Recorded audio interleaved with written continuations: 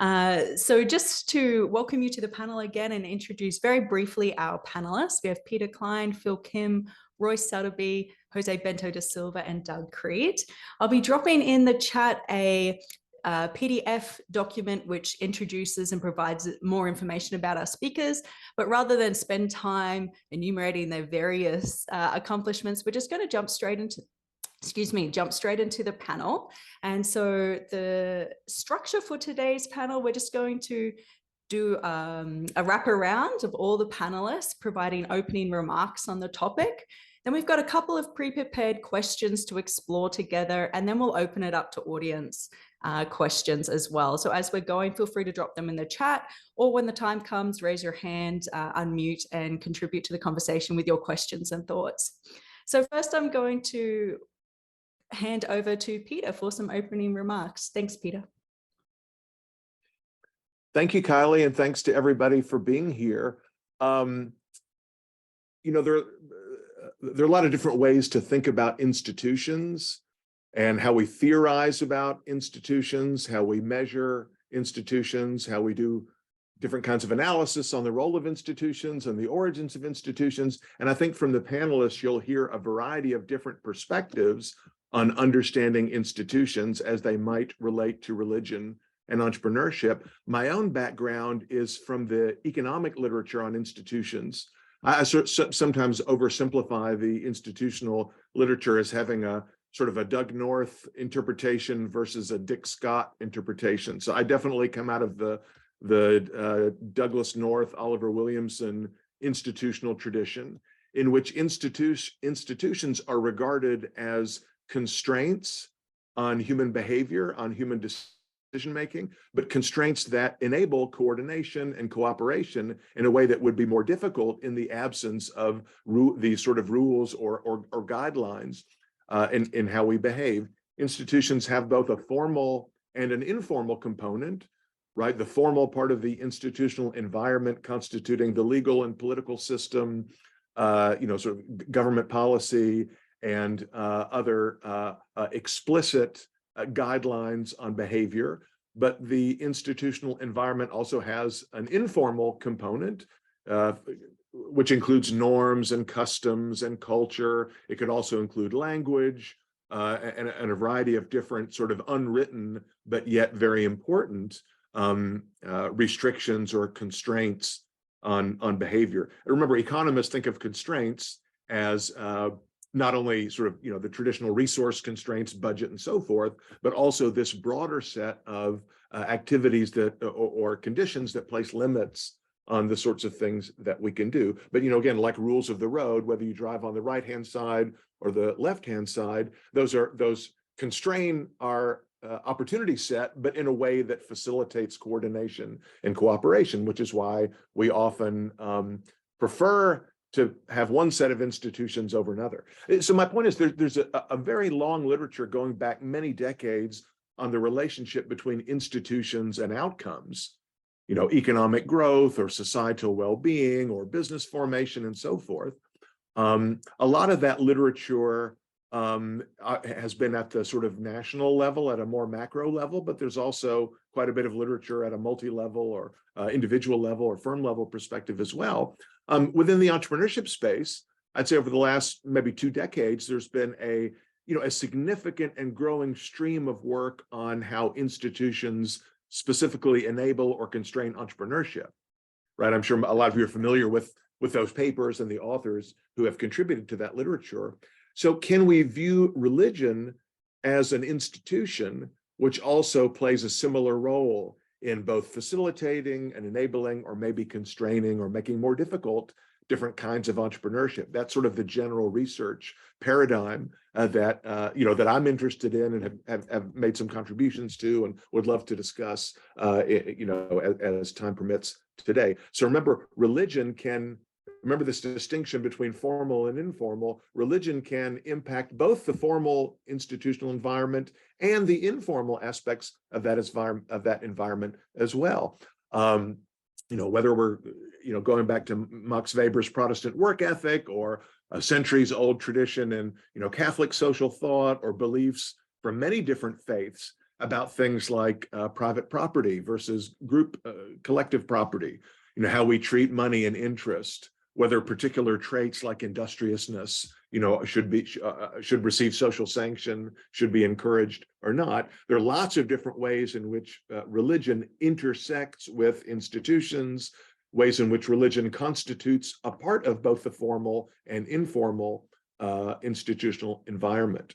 One issue that has not received as much attention, I think, has to do with how religion connects indirectly to certain parts of the institutional environment by shaping other institutions that have a more direct impact on economic behavior, including entrepreneurial behavior. And, one of the sort of, there's a long-standing consensus among economic historians about why, economic growth measured in conventional ways, GDP per capita, other measures of well-being. It's the same if you look at caloric intake, average height, other measures of health and wealth, that, for most of human history, things have been pretty flat.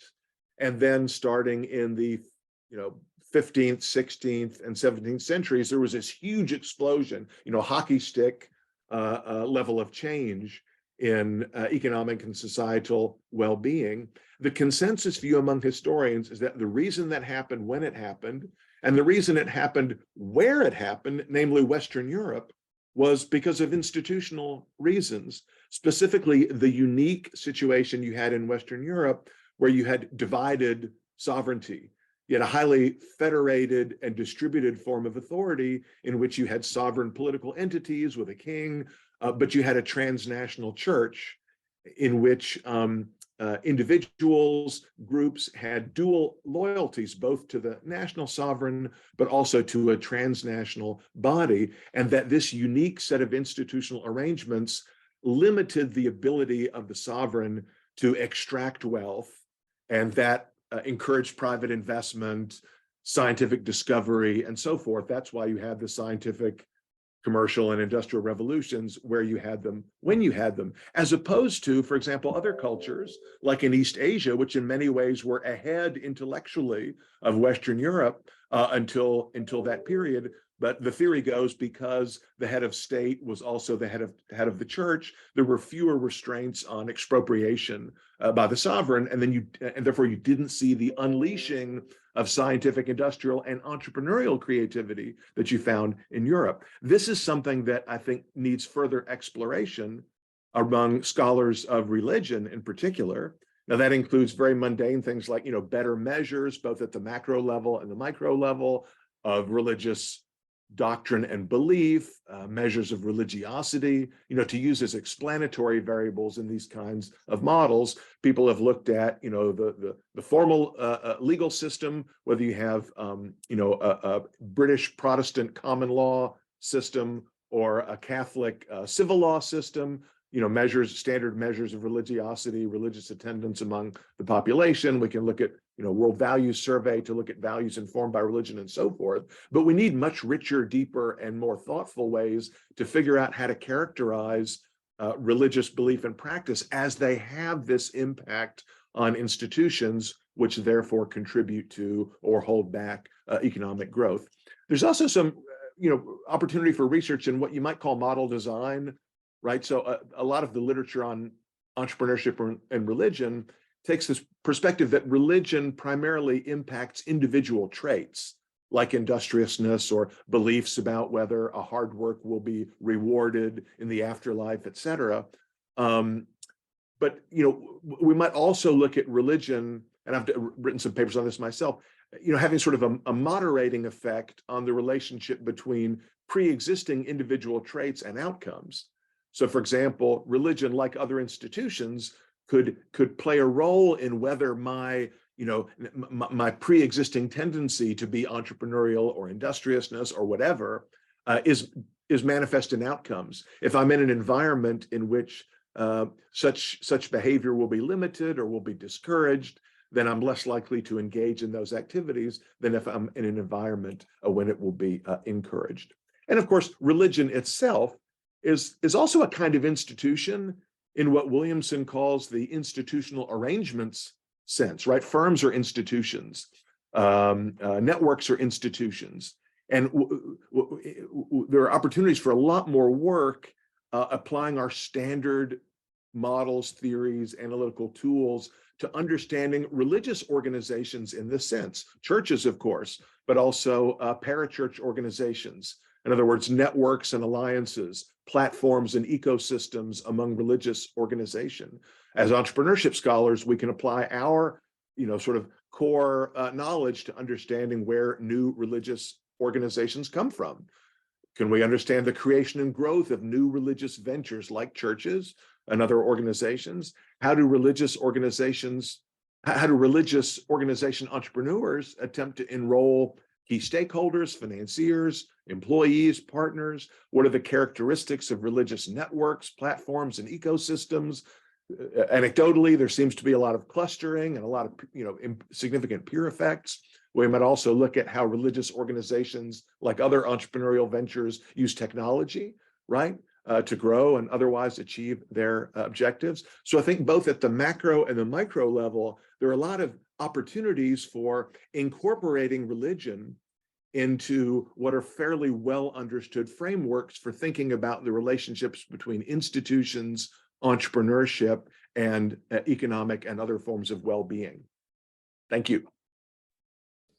Thank you, Peter. I found the relationship you made just at the end there, flipping the arrow almost, how much is entrepreneurship also affecting these religious institutions, to be really interesting. And across the panel, we have scholars who come from the different theoretical groundings of institutions. So we've just heard a bit about Norton Williamson, but we also have scholars who are more embedded within the Scott framework of institutions. So it'll be really interesting as we go through to see how these contrast in the study. Next, I'll open it up to Phil for some opening remarks. Thanks, Phil.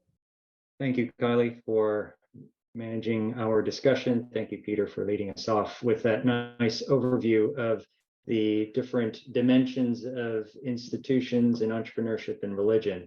So I will just add just a few other bullet points to that very nice introductory set of remarks.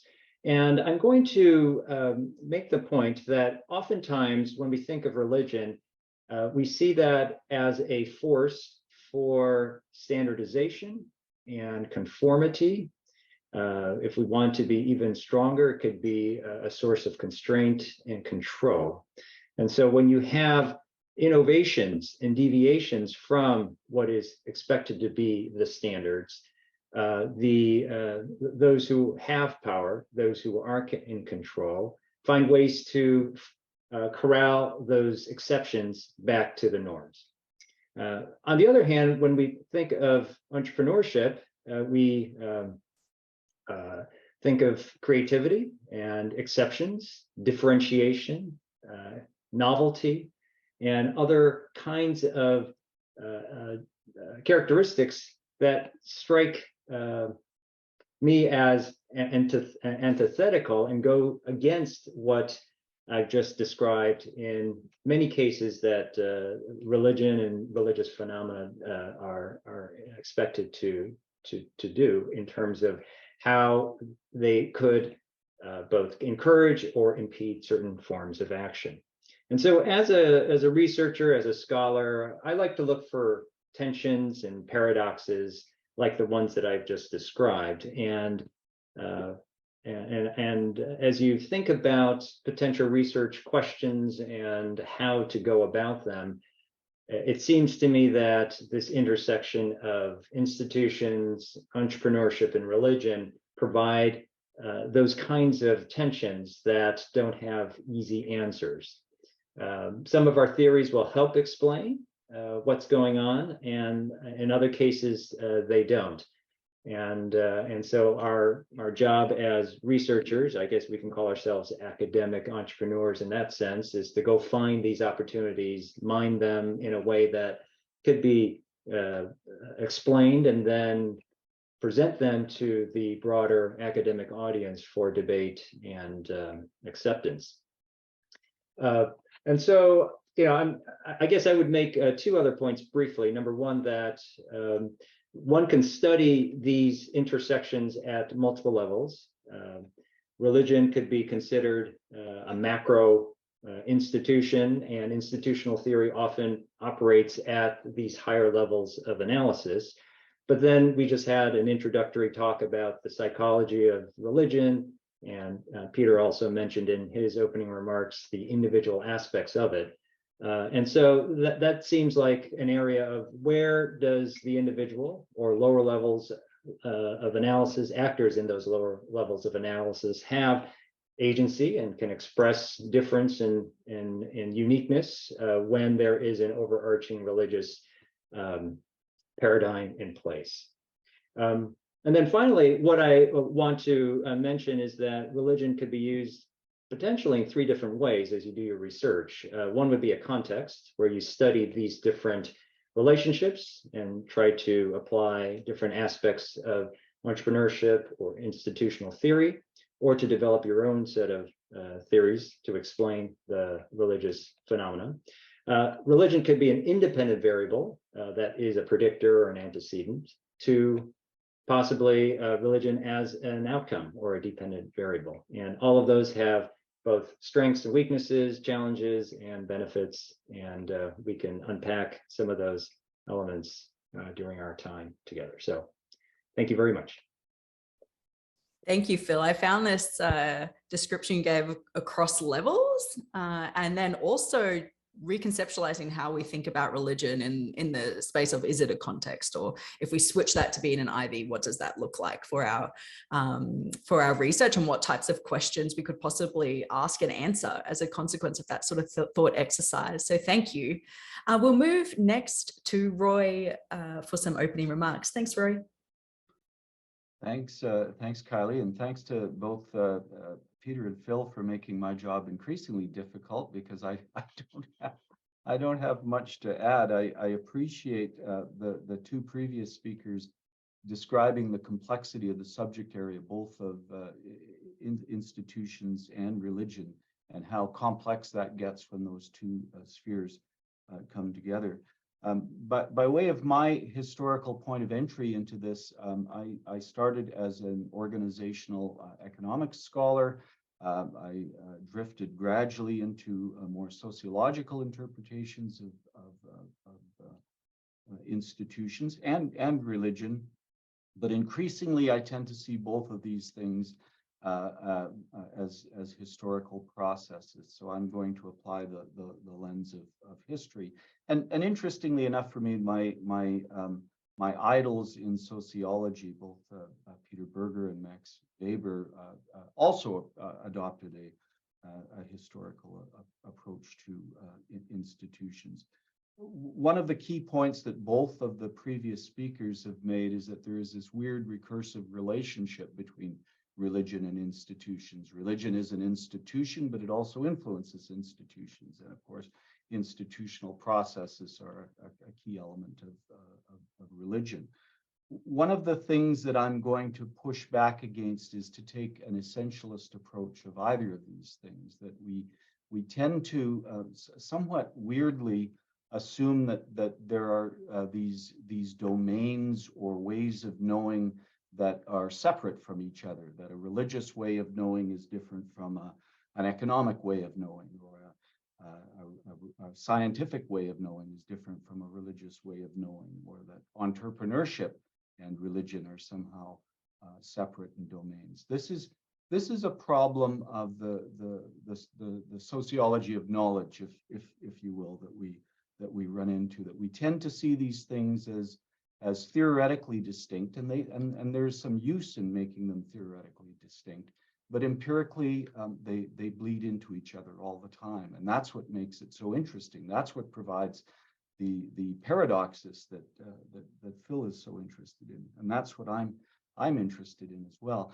I will also, and this will be my last point, I will also suggest that we need to adopt a broader definition of entrepreneurship. We tend to, as the process of the current culture, we tend to see entrepreneurship as located firmly within the domain of commerce. But I'm sure we've all had experiences with individuals who are very entrepreneurial academics, or very entrepreneurial religious people, or very entrepreneurial government administrators. So I think we need to expand our definition of entrepreneurship to move it outside the domain of management and organizations and economics.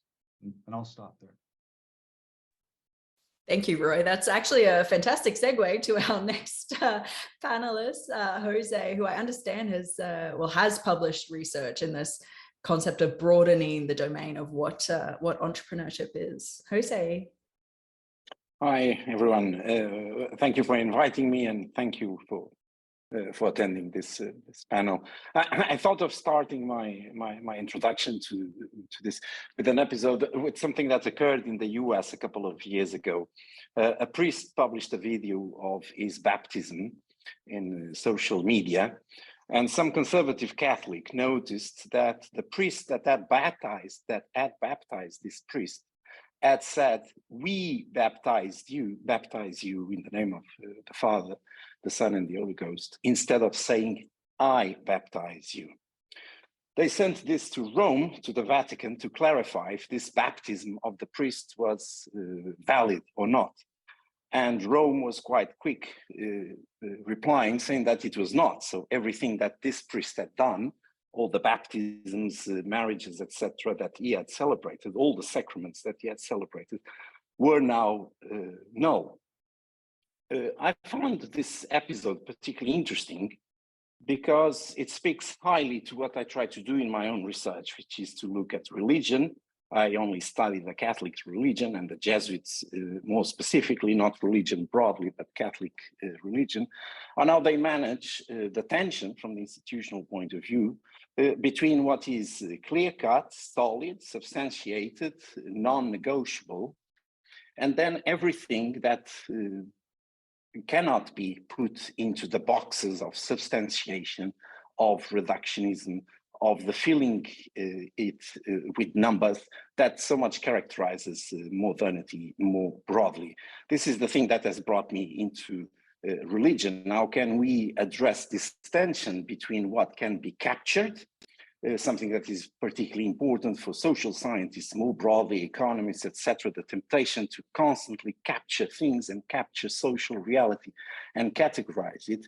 And on the other hand, the fact that we cannot do that when it comes to human beings, as if we were constantly trying to put human beings into boxes, and human beings and their life and their context and the mundane constantly escapes those boxes. That's what led me to be interested in mystery, in things like hope, for instance, and what makes people act, or as Michel Certeau brilliantly put it, what is it that people do when they believe? What is the role of the liturgical, the rituals, the practices of all the mundane, so as that people move forward, act, and do something that we can never predict, that we can never substantiate, that we can never put into a box. So this is where I come from. In the context of this context that I study, something that I found particularly interesting out of my research is not only the role of mystery in guiding action, of belief, of things that we can never fully categorize. And now those things are precisely the ones that most motivate people to act, and not those things that could be categorized, which I found particularly extraordinary. But how, out of this, a different understanding of the individual and their relationship with the broader context comes to be. And linking a bit with what Peter Klein said previously on the extant understandings of why is it that we have reached this point economically, at least in the West, and what was the role of religion in it. It's particularly interesting to see that in the context, at least of the religion that I study, although that religion can be quite, tough, let's just put it that way, when it comes to specific things related to doctrine, on the other hand, it works as an intermediary institution. So it is never an institution as we understand other institutions, but it does see itself as an intermediary institution that works as the custodian of the individual to put it simply, to protect them from other individuals. That's why more recently, don't ask me about that because it's beginning of the research that has led me through religion to become interested in organized politics and in ordered liberty, as some people would call it. And I would leave it there so as not to take too much time. Thank you. Thank you, Jose. We'll watch that space for some interesting research coming forth, hopefully soon. Just to finish off our opening remarks, I'll welcome Doug to share some thoughts before we have a few pre-prepared questions, and then we'll open it up for audience questions after that. Hi, everyone. Thank you for inviting me, and thank you to my fellow panelists.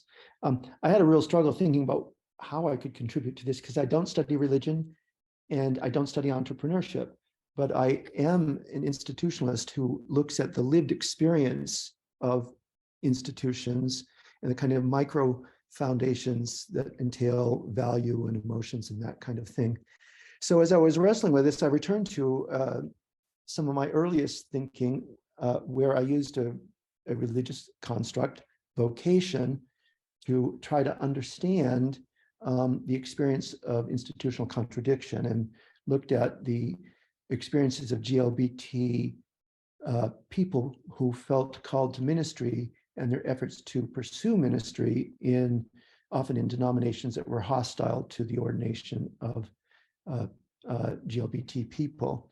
And so with that as a foundation, I thought one of the things we could do, to the degree that we think of entrepreneurship as a calling or as a vocation, is to think of vocation as an imaginary where people, entrepreneurs potentially, wrestle with the contradictions between different institutional arrangements and sets of demands.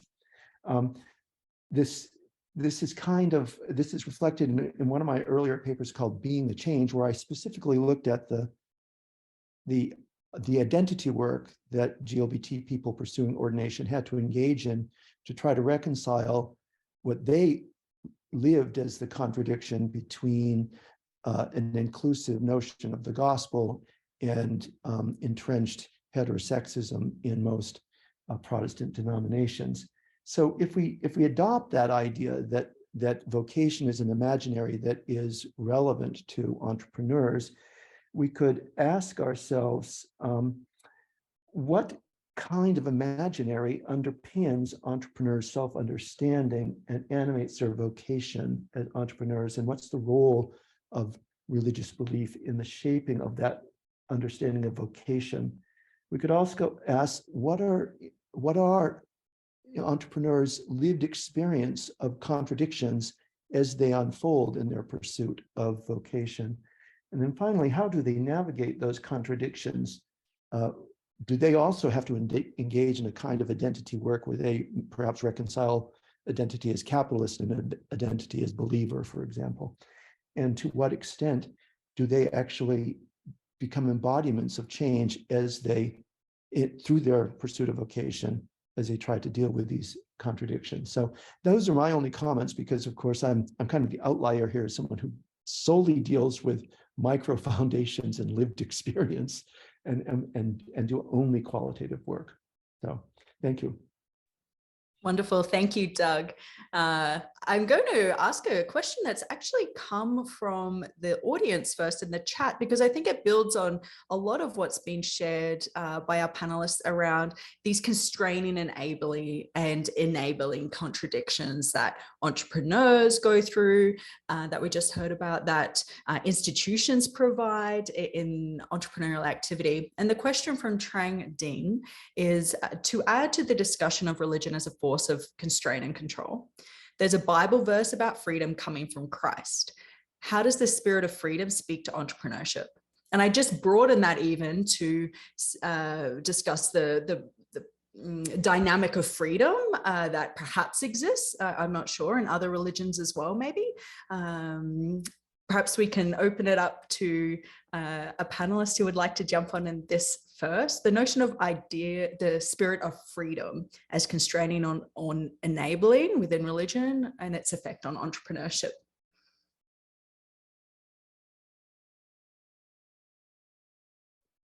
Well, I can try to step in, as this is something that has driven my curiosity lately.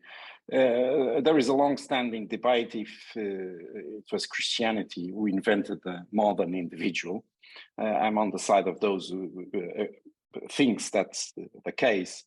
And there is a work by someone, I now can't remember their name, probably anxiety due to this panel, which says that, you know, the Christianity basically shoot themselves on their foot after creating the individual. Because the tension between the individual and the broader institution and the constraints that come out of those institutions is as classic as at least religion is. In the context of the Reformation, this was probably one of the key dimensions of it. How is it that we can solve the following conundrum? If you accept that God exists, then God can allow himself the power to speak directly to an individual, and so can reveal his will directly to an individual without any hierarchical intermediation from any organized religion. And this tension, as the tension that was never solved and will never be solved, it's there. I think in some, at least in the Christian tradition, the hierarchical intermediation is there, and the intermediation is the key word in the sense that it doesn't replace the mystery of God and cannot reveal entirely the mystery of God, although establishing the frontiers of belief through dogma. And beyond or within those frontiers, then the individual can become an entrepreneur and freely choose whatever to do with their individual lives. So I think the interesting thing that religion brings into the discussion is that our religion has solved this without ever solving it. That is, politically, we have the temptation of dreaming about an institution that will solve the conundrum. Typically, that dream can lead quite easily into totalitarianism. And religion has lived with this tension and never solved the tension. That's what I call the mystery in my paper in Org Studies. It's precisely not solving that mystery that has allowed the institution to survive and perpetuate itself. The moment the tension is solved, the institution is no longer needed. In the hope that I was clear. Thank you, Jose. Oh, Kylie, go ahead. I can jump in on this a little bit as well, and I'll draw from my idol Max Weber on this problem that you've described in the question. Is really this question of agency and the iron cage, and that is that we construct institutions that we ultimately become prisoners of institutions of our own making. So for the longest time, the assumption in institutional theory was that institutions are more constraints than enablers. But as institutional theory moved from the domain of sociology into business, business schools, of course, we love agencies, so we cannot have institutions without agency. So you see in neo-institutionalism discourses building up around institutional entrepreneurship, institutional work, and on, because we need to be able to overcome these institutions. But the same approach can be taken to look at the discourse of entrepreneurship in modern society.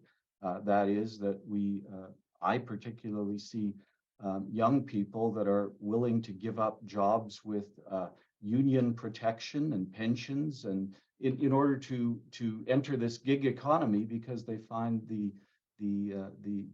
entrepreneurial approach of the gig economy freeing, that they have some high degree of agency there. Well, you can see the cup as half full or half empty, depending on your particular perspective. So my broader point is that this question of agency and institutions is one of the most profound problems for institutional theory. And if we go back from the old institutionalism to the more modern variants of institutionalism, as institutional theory moves into business schools, we start to valorize agency. I'd love to hear some thoughts from Peter or Phil, who I understand are more grounded in a different conceptualization of, or more entrepreneurship scholars, and in which case agency sort of has this almost reified role in entrepreneurship literature. I'm curious your thoughts that you've heard to the question, but also the panelists' remarks on this tension that exists. Want to go first, Peter? No, go for it. All right. Well, I certainly find the previous points substantive and persuasive. I'll just add just a different angle to this question. I think it's a great one. One could use the theological term free will, and where that plays into all of this. But I guess if you think of religion maybe as a context, there might be ways of moving forward. So I wanted to highlight this phenomenon that is happening within the Christian religion. Well, I guess it's today's manifestation of what other religions, all religions, purport to do, and which is to go after and evangelize and increase the number of followers. And so the question is how best to do that. And so for the last 30, 40 years, there's been a movement of planting churches, and there's a whole lexicon of terminology that goes with church planting, which essentially is starting new churches. And for some of these efforts, they follow principles of entrepreneurship and business and management. And then the question is how best to do it. Do you differentiate so that you have a unique value proposition in the so-called religious marketplace, so that you have members who are more willing to attend this new kind of church gathering as opposed to others? And then if you are successful, do you then become more standardized so that you can become more professionalized, bureaucratic, and follow many of the principles that Max Weber and others have talked about, and how organizations become more stable and grow? And so I guess to echo Roy's previous point, it's this tension that hasn't been resolved, and I think that's what's unique and special about these relationships that we're discussing today. Yeah, I would suggest that in addition to the excellent points that have just been made, we might also consider this question at a higher level of aggregation, right? At the societal, country, regional level as well. I mean, there's obviously a lot of research on the relationship between entrepreneurship and, different measures of market openness, the ease of engaging in business activity, the ease of starting a business, to what extent unsuccessful businesses are sort of subsidized or kept in the marketplace, for example, for employment or community reasons. So there's no doubt that at the individual level, beliefs about autonomy and independence that can be linked to religious attitudes and practices, have a huge impact on people's willingness and ability to engage in entrepreneurial activity as individuals. But I'm also very interested in the relationship between religious origins, religious history as a cultural phenomenon, and these sort of macro institutional conditions for entrepreneurship. Should prospective entrepreneurs, are they required to get government permission to start a venture, to grow a venture, to change a venture? If a venture is unsuccessful, can they liquidate and reallocate those resources elsewhere? Or are there societal, formal or informal restrictions on that? As people know, there are a lot of attempts to measure the ease of doing business at the country level. There's the Economic Freedom Index put out by the Fraser Institute. There's the World Bank's Doing Business Index. There's a whole lot of attempts to do this with greater or lesser success. But I think there's a pretty strong consensus in the empirical literature that there is a positive association, a positive correlation between economic freedom, economic liberty as conventionally defined, and engagement in entrepreneurship. And then, evidence as well that these are related to successful outcomes, though that evidence is more nuanced and mixed. Continuing these thoughts on how religions themselves are evolving and what are their effects in the context on entrepreneurial activity. There's been a question come from the audience asking, are there analogies from religion that would help us explain and predict where different types of entrepreneurship will lead over the next decades? So religious changes and evolution as a predictor for entrepreneurial activity.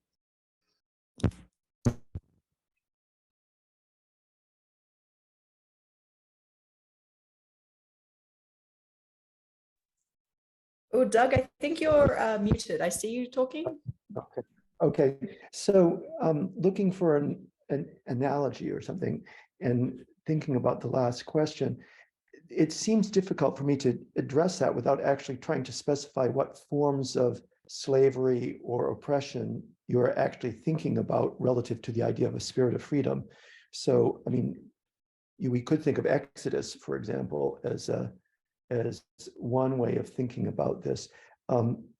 In response to the more recent question about analogs or whatever,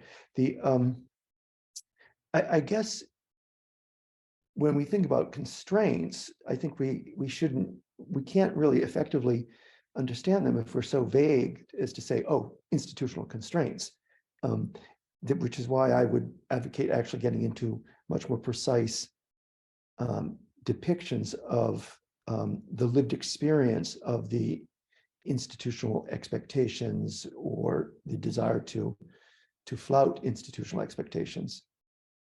Does that make sense?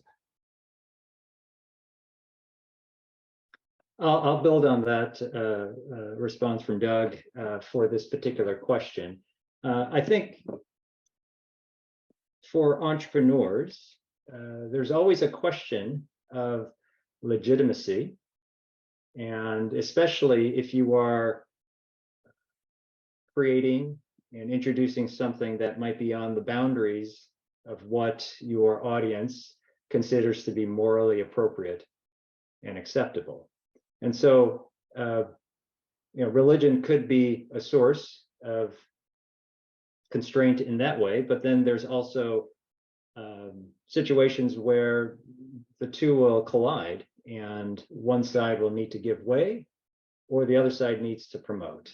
And so it reminds me of a recent article that's been published in the last year in JBV about the role of rule breaking in entrepreneurship and the kind of the underpinnings, the moral underpinnings that presents both for the entrepreneurs involved and then the audience much broader than that in terms of the norms that are acceptable for these kinds of behaviors. And so we can think about what may have been considered illicit 50 years ago that are more acceptable now. And religious organizations and actors have been involved either for or against the promotion or restriction of these kinds of behaviors.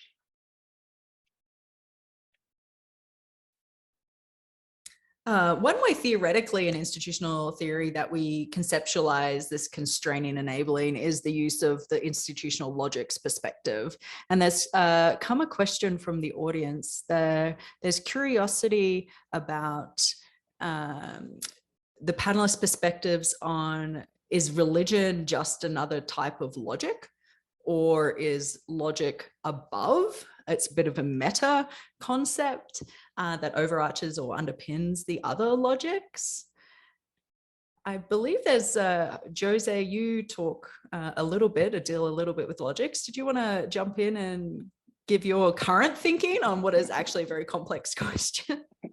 And it's just a very complex question indeed. So putting it briefly in a couple of minutes, yes, for me, the problem is not if religion is a logic or not. I come from the position that it is. For me, the issue is the substantiation of said logic or not. For me, the issue is, can we fully categorize and define what the logic of religion is? Now, again, putting it simply, the temptation is always that the fact that we can substantiate and clearly define what that logic stands for kind of explains institutional resilience. And I come from a different angle in which what I say is precisely the fact that we can't fully capture it. And it's precisely the fact that said logic is procedural and not substantive that explains its resilience. So to give an example, which I do bring this example in my paper, using work from politics and the case of the constitutional, the Supreme Court in the US, which is also highly procedural.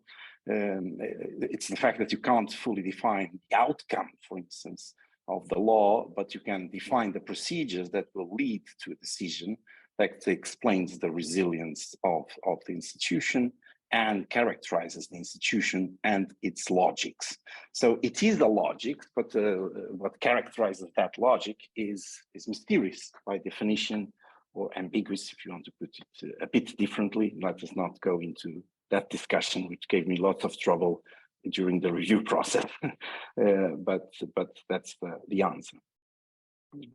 If you don't mind, Kylie, I'd like to pile on that one as well.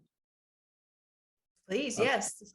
This really does speak to one of the difficulties I have with certainly neo-institutional theory, and that is this sort of false distinction between different domains of knowing that may exist at a theoretical level, but often imposed on the empirics by us as researchers, rather than appreciating the messiness that occurs in institutions like science and like economics and like religion.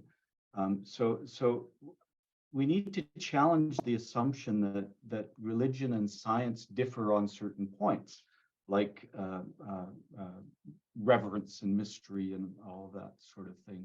If we look at the cultural assumptions that we have of science, and I'll give you a couple of examples. Star Trek, the statement, boldly go where no man has gone before. There's a reverence and mystery there. Or if you look at John Kennedy's famous speech at Rice University about justifying the Apollo missions to the moon, a high degree of reverence and mystery in science. So I do blame neo-institutionalism for creating this sort of false distinction that may occur on a theoretical level. I'll give you another example. I just came back from Torun, Poland, which is the birthplace of Copernicus. Copernicus, famous, of course, for challenging the Earth-centric notion of the universe. Where did Copernicus get these ideas from? The calculations? Well, he got them from religious scholars. He got them from the Muslim religious scholars who were calculating the wobble in the Earth. Their calculations were a bit off, but he clarified. Where did the Muslims get them? They got them from religious scholars in Egypt, and where did they get? They got their calculations from spiritual scholars in Greece. So this idea that there is an arbitrary distinction between science and religion, for example, is just it's absolutely wrong. And the differences in domains between law, for example, and religion, also wrong. They've always interpenetrated each other, all the way back to the prosecutions, the devil's advocate who prosecuted claims to sainthood. Many of the basic principles that we have on legal procedure come from religious institutions. So I think we need to be a little careful about making false distinctions based on logics. Can I wait? Can I jump in for just a second, Doug? I certainly agree with Roy's. I totally agree with Roy on that point. But going back to the question that was asked by, I believe, by Ian.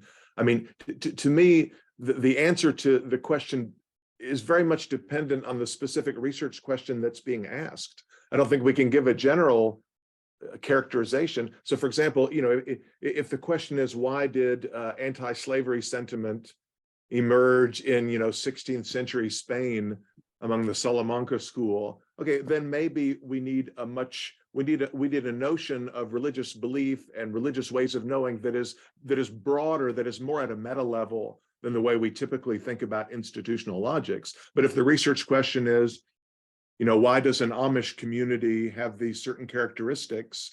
Okay, maybe within that community, the religious belief acts like an institutional logic, as that term is normally understood. So I think, again, it really depends on the specific problem that we're trying to solve.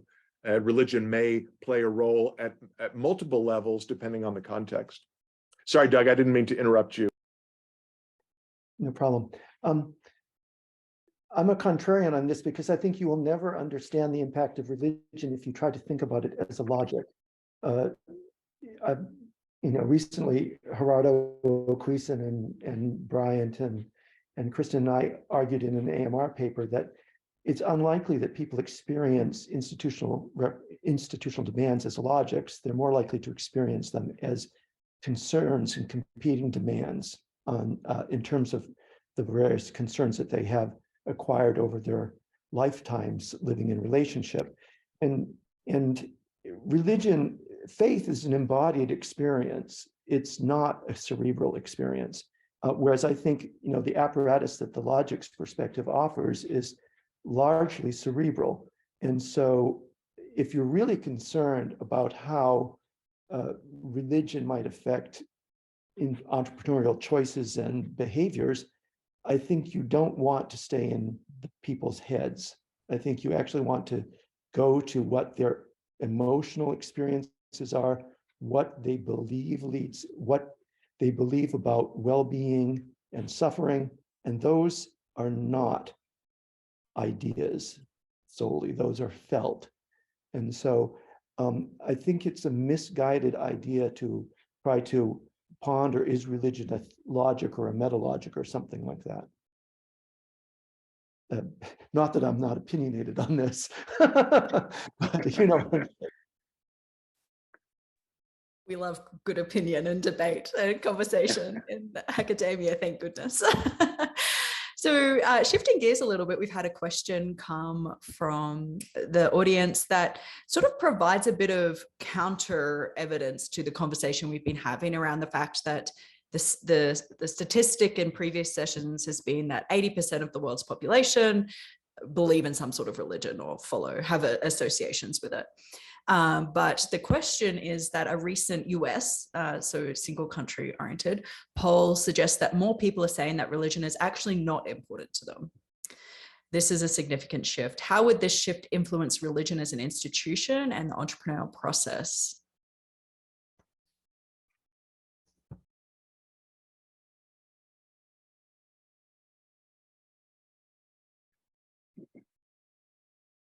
I haven't seen the specific poll that's referred to, but my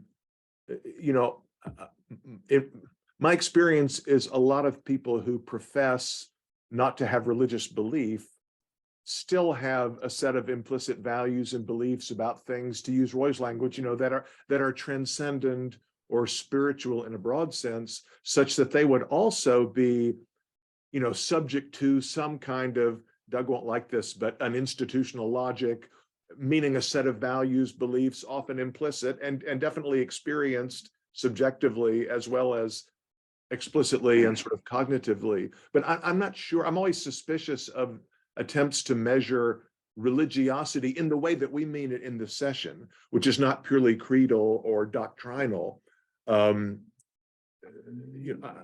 not clear to me that that people are acting in some sort of different way where they're not constrained by explicit and implicit assumptions about meaning and purpose in life, even if they claim that they are, quote, not religious.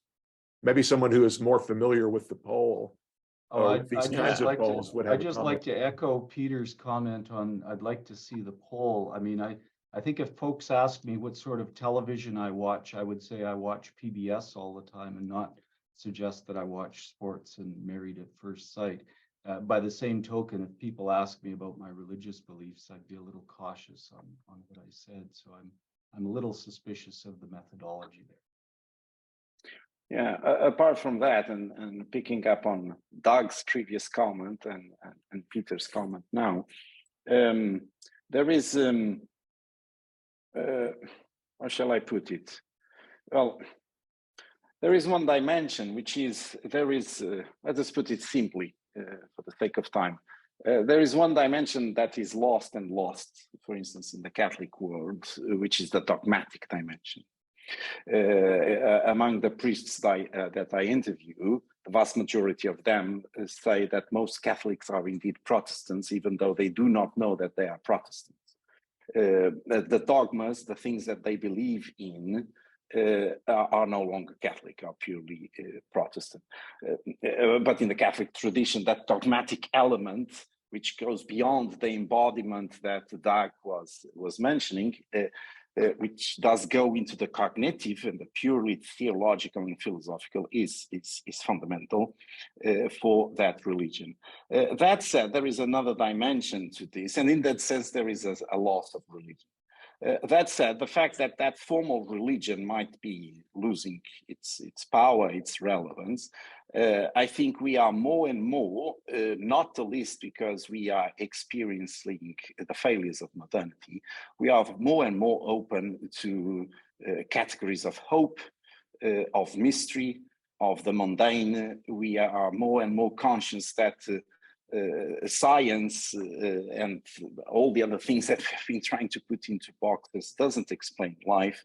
We are more and more conscious that even in social sciences, we have been doing social sciences without human beings, putting it simply. Last but not the least, and this is a very institutionalist point, at least in the world that I come from, which is the Latin world, even if you're an atheist, you're culturally a Catholic, you cannot escape it. And you will be so for quite some time to follow in the future, because the influence of the institution in all the other institutions, be it the law, the understandings of kind of, let us put it this way, varieties of capitalism even, it has impacted so much the culture of these countries that you are religious even if you think you are not, in that sense.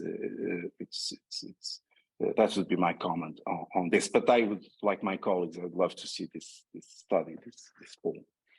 If I can add just one more point, I think this is an empirical question that could be analyzed. And just from the backdrop of history, we know that some of the social movements, I think Russ Brown had a question about collective action earlier, many of them were pioneered or promoted by religious beliefs, values, religious organizations. For example, in the US, we had the temperance movement that shut down the alcohol industry for quite a long time. But then today, it's much more acceptable. And I imagine there are many other borderline, morally questionable categories of products, services, business enterprises that might become more acceptable as these trends continue, if they do. I'm wondering if religion and many, many other institutional arrangements, which we have previously thought made for collective well-being, will continue to lose adherence simply because we're approaching an era of such disruption due to climate change and that kind of thing that well-being is going to be harder and harder to come by, and suffering will become more common. And so any social arrangements that were to which we attributed some kind of well-being, like church, like faith, or anything like that, will come under pressure to prove itself, in a sense, under harder and harder conditions. That's